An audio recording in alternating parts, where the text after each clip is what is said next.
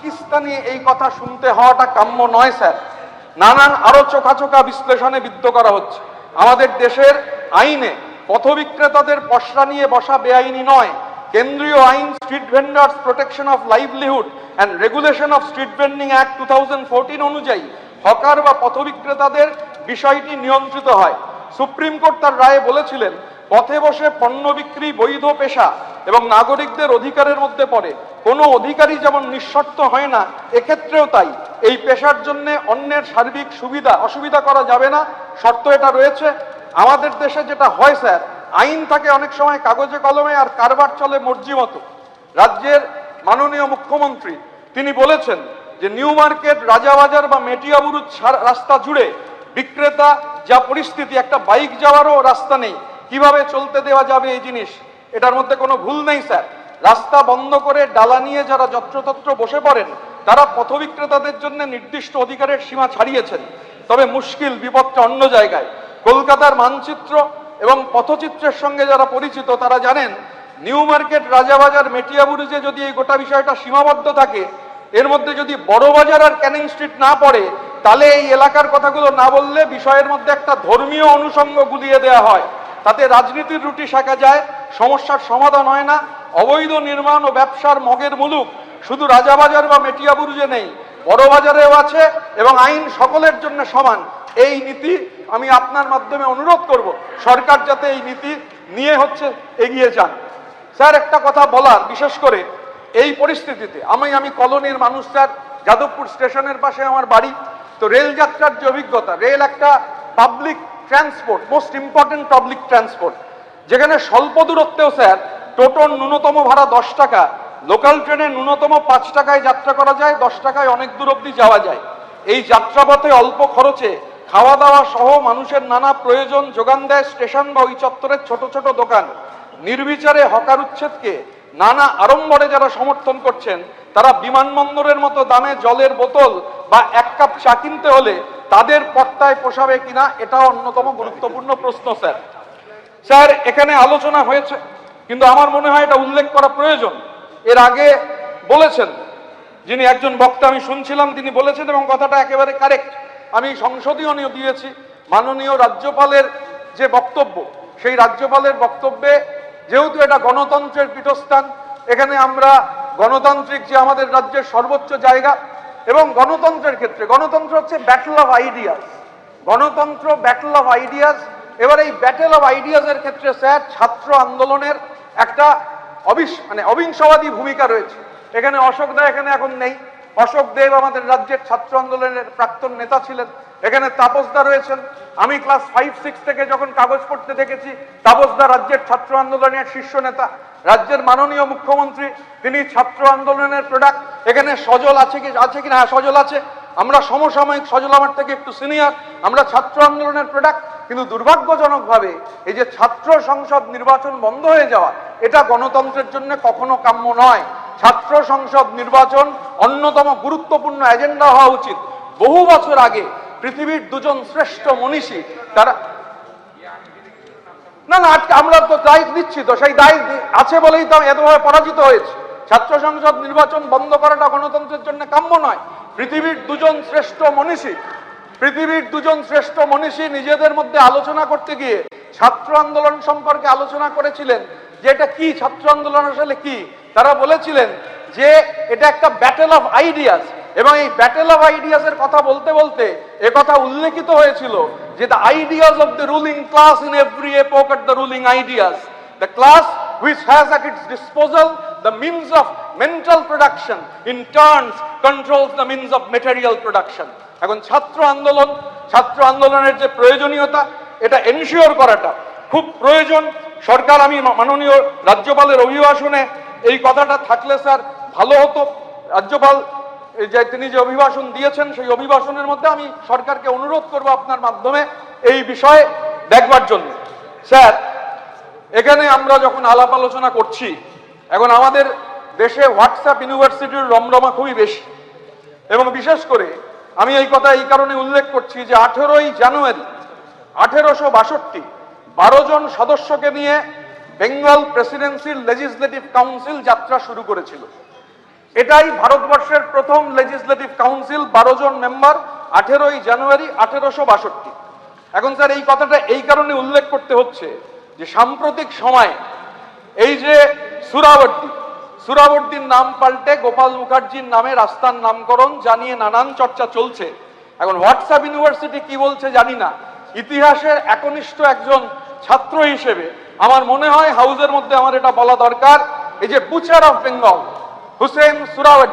হুসেন সুরাবর্দিকে সমর্থনের কোনো প্রশ্ন ওঠে না। এবং এই হাউসে দাঁড়িয়ে হুসেন সুরাবর্দি তিনি যে দুহাতে সংশয়াতীতভাবে 1946-এর দাঙ্গার রক্ত যে তার হাতে লেগেছিল তাই হাউসে রেকর্ডেড রয়েছে। আমি স্যার এই হাউসের রেকর্ড দেখছিলাম, এই হাউসের মেম্বার জ্যোতি বসু তিনি এই হাউসে বলেছিলেন, জ্যোতি বসুর বক্তব্য অনুযায়ী, যে অন্তত 20,000 মানুষের মৃত্যু ঘটেছিল বুচার অফ বেঙ্গলের হাতে। কিন্তু সমস্যা হচ্ছে স্যার, ইতিহাসের বিকৃতি ঘটালে যে সমস্যা তৈরি হয়, যে এই যে সুরাবর্দি এভিনিউর নামকরণের প্রস্তাব যখন আসে, এটা ঘুরছিল যে না ওই হুসেন সুরাবর্দি নয়, হাসান সুরাবর্দির নামে রাস্তা হয়নি। সুরাবর্দি এভিনিউর নামকরণের প্রস্তাব যখন আসে তখন হাসান সুরাবর্দি শুধু জীবিত ছিলেন তাই নয়, কলকাতা বিশ্ববিদ্যালয়ের উপাচার্যের চেয়ারেও আসীন ছিলেন। আসলে রাস্তাটির নামকরণ হয় হাসান সুরাবর্দির বাবা মৌলানা সুরাবর্দির নামে।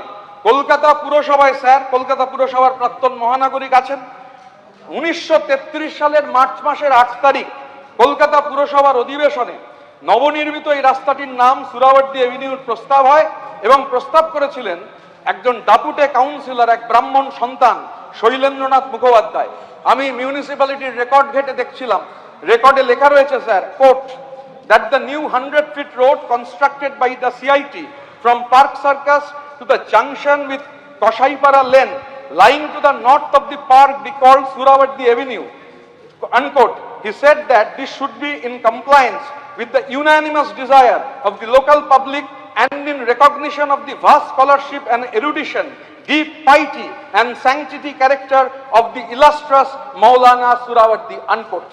স্যার এই কথা আমি এই কারণে তুলছি এখানে স্যার এই যে বাড়িতে আমরা বসে রয়েছি, জুলাই মাসের 9 তারিখ 1928 সালে স্যার ফ্রান্সিস স্ট্যানলি জ্যাকসন, বাংলার গভর্নর, সেই ফ্রান্সিস স্ট্যানলি জ্যাকসন এই বাড়ির ভিত্তিপ্রস্তর স্থাপন করেন।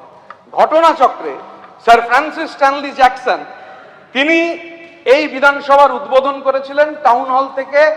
এই বিধানসভা ভবনে আমাদের এই লেজিসলেটিভ এখানে চলে আসে ফেব্রুয়ারি মাসের 9 তারিখ, জুলাই মাসের 9 তারিখ 1928-এ ভিত্তিপ্রস্তর স্থাপিত হয়, আর ফেব্রুয়ারির 9 তারিখ 1931-এ টাউন হল থেকে এই বিল্ডিং এ শিফট হয়।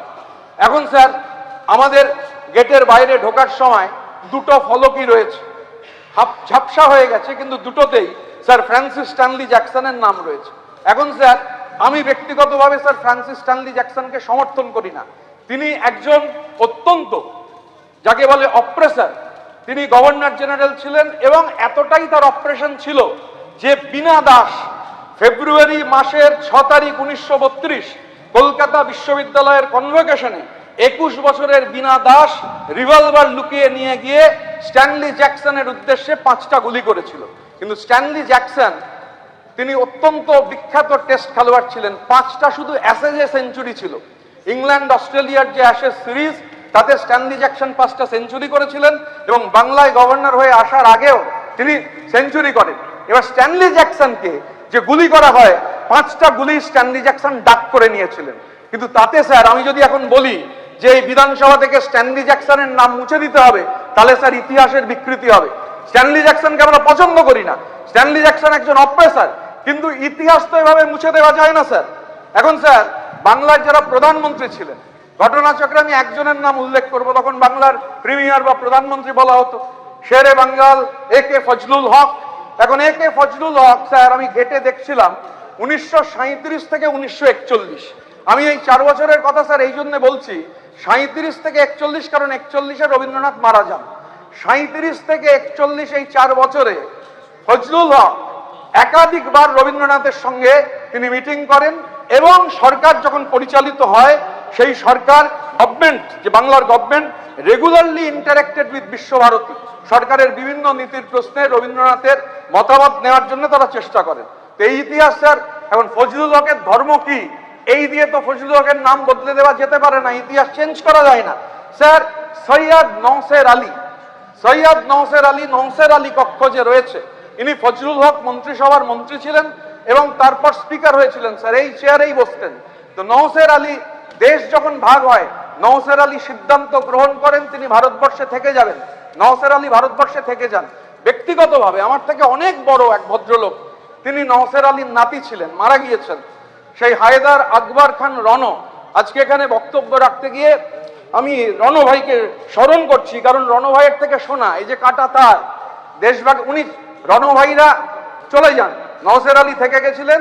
তার মেয়ের ছেলে হায়দার আকবর খান রণ একটা কারণে তার পাসপোর্ট সেই সময় সিজ হয়ে যাওয়ার ফলে তিনি একবার নওশের আলী কক্ষে আসতে চেয়েছিলেন, কিন্তু এই কাটা তারের মধ্যেকার যে সমস্যা, তিনি কোনোদিন নওশের আলী কক্ষে আসতে পারেননি।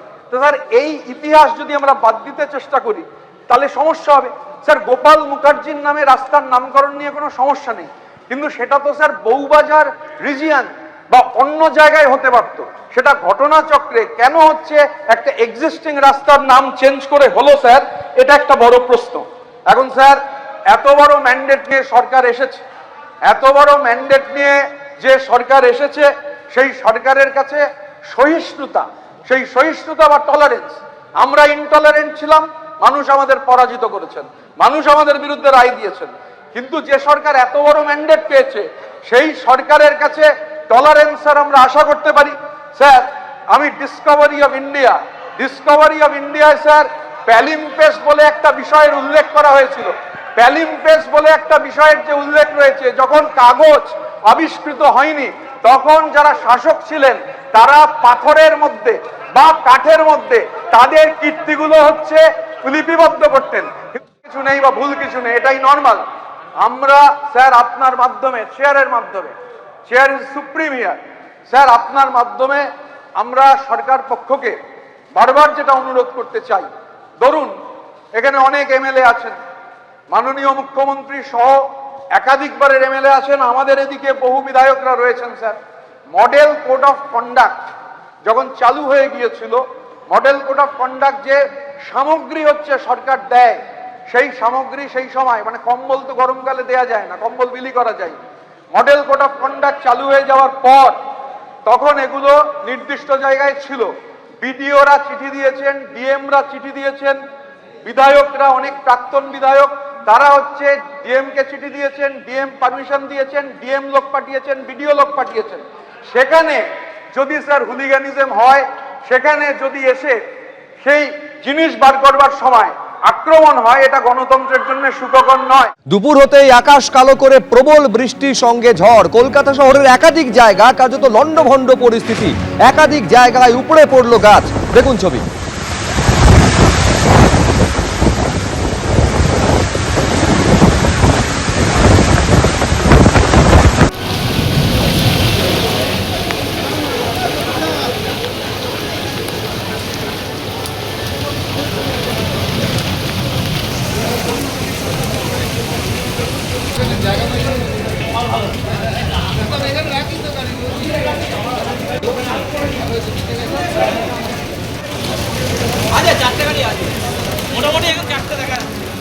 দেখতে পাচ্ছেন কলকাতা হাইকোর্ট চত্বরের ছবি, যেখানে পার্কিং এ দাঁড়িয়ে থাকা যে গাড়িগুলি রয়েছে তার উপরে উপড়ে পড়েছে গাছ।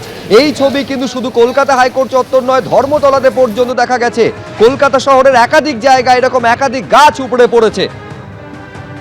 দেখছেন মেয়র রোডের ছবি।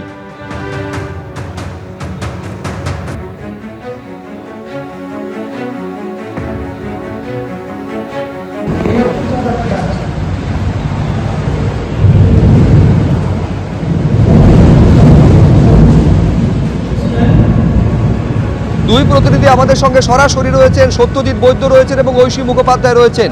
একাধিক জায়গায় গাছ পড়ার ছবি দেখা যাচ্ছে। আমি এই মুহূর্তে ঐশীকে বলবো ছবিটা তুলে ধরতে। একেবারে দেখো, আমরা রয়েছি এই মুহূর্তে মেয়র রোডে। মেয়র রোডের সঙ্গে রেড রোডের যে সংযোগস্থল, অত্যন্ত গুরুত্বপূর্ণ একটি সংযোগস্থল, সেখানে দেখতে পাচ্ছ গাছ একদম শিকড় শুদ্ধ উপড়ে পড়ে গিয়েছে। পুলিশের পক্ষ থেকে কিন্তু ব্যারিকেড দিয়ে দেওয়া হয়েছে। কিছুক্ষণ আগে যেভাবে ঝোড়ো হাওয়া বইছিল তাতে কিন্তু এই ব্যারিকেডগুলো পর্যন্ত রাস্তায় পড়ে গিয়েছিল। তার পরবর্তী সময়ে যাতে কোনো রকম দুর্ঘটনা না ঘটে, কোনো রকম বিপত্তির সৃষ্টি না হয়, বাধাপ্রাপ্ত না হয়, যানজট না হয়, তার জন্য কিন্তু ব্যারিকেড করে দেওয়া হয়েছে। তুমি দেখতে পাচ্ছ শিকড় শুদ্ধ একেবারে গাছ পড়ে গিয়েছে। এরকমই ছবি কিন্তু এখানকার একাধিক রাস্তায় ধর্মতলা চত্বরে একের পর এক গাছ উপড়ে পড়ে গিয়েছে। এখনো পর্যন্ত যদিও বা কোনো রকম ব্যবস্থা এই গাছগুলো কাটা শুরু করা হয়নি, তবে অত্যন্ত গুরুত্বপূর্ণ সংযোগস্থলে এই মেয়র রোডের সঙ্গে রেড রোড, সে কারণেই কিন্তু পুলিশের পক্ষ থেকে ব্যারিকেড করে দেওয়া হয়েছে যাতে যান চলাচলে কোনো রকম সমস্যা না হয় এবং কোনো রকম বাধা বিপত্তির সৃষ্টি না হয়। শুভঙ্কর লাহা ছবিটা দেখাচ্ছে, তুমি দেখতে পাচ্ছ যে ট্রাফিক পুলিশও কিন্তু রাস্তায় রয়েছে যাতে কোনো রকম বাধা বিপত্তির সম্মুখীন গাড়িগুলি না হয়, তার জন্য তাদেরকে সাইড দিয়ে চলে যেতে বলা হচ্ছে। এবং গাছটা সম্পূর্ণভাবে তুমি দেখতে পাচ্ছ একেবারে যেখানে গাছ পড়েছে, এটা মেয়র রোড এবং রেড রোডের সংযোগস্থলের ছবি ঐশী আমাদের সামনে তুলে ধরছিল। ব্যারিকেড করে দেওয়া হয়েছে। আমাদের আরেক প্রতিনিধি সত্যজিৎ বৈদ্য, দেখাও সত্যজিৎ কি ছবি। দেখো শুভ্রজিৎ, তোমাকে প্রথমেই বলে রাখি যে এই মুহূর্তে কিন্তু আকাশ এখনো কালো করে আছে এবং থেকে থেকে বজ্রবিদ্যুৎ মেঘ ঢাকার আওয়াজ পাওয়া যাচ্ছে এবং বৃষ্টি চলছে, যদিও কিছুটা কমেছে। তবে আমি যেখানে দাঁড়িয়ে আছি মেয়র রোড সংলগ্ন এলাকা, যেখানে কিন্তু এখনো বিভিন্ন জায়গাতে গাছ পড়ে আছে এবং তুমি দেখতে পাচ্ছ সেই ছবি, যেখানে ঝড় যখন শুরু হয়েছিল, অর্থাৎ বৃষ্টি যখন শুরু হয় তখন যে দমকা হাওয়া ছিল, সেই সময় সেই দমকা হাওয়ায় এই যে গাছ পড়ে যায় এবং এরকম এই ধর্মতলা সংলগ্ন এলাকাতে একাধিক জায়গাতে হয়েছে, যে কারণে ফুটপাতে থাকা বিভিন্ন দোকান এবং দাঁড়িয়ে থাকা রাস্তার পাশে দাঁড়িয়ে থাকা যে সমস্ত গাড়ি, সেই সমস্ত গাড়ি ক্ষতিগ্রস্ত হয়েছে। কোথাও কোথাও যানজট তৈরি হয়েছে, যান চলাচলে বিঘ্ন ঘটছে এবং যে পরিস্থিতি তৈরি হয়েছে তাতে কিন্তু এখনো পর্যন্ত যেমনটা দেখা যাচ্ছে যে এই বিপত্তি এখনো পুরোপুরি কাটেনি। এখনো কোথাও কোথাও বৃষ্টি চলছে এবং এই বৃষ্টি আগামী কয়েক ঘন্টা চলবে, এমনটাই আবহাওয়া দপ্তরের পূর্বাভাস। শুধুমাত্র কলকাতা নয়, কলকাতা সংলগ্ন কয়েকটি জেলাতেও কিন্তু এই ভারী বৃষ্টির সম্ভাবনা রয়েছে এবং এই পূর্বাভাস দেওয়া হয়েছে। একেবারে আমি এই ধর্মতলার পাশাপাশি এই মুহূর্তে কলকাতা হাইকোর্টের ছবি দর্শকদের সামনে রেখেছি। একেবারে শেকড় সহ উপড়ে পড়েছে গাছ। এটা হচ্ছে হাইকোর্ট চত্বরে, যেখানে পরপর গাড়ি পার্কিং এ রাখা ছিল। একাধিক গাড়ির উপর এইভাবে গাছ উপড়ে পড়েছে, দেখতে পাচ্ছেন।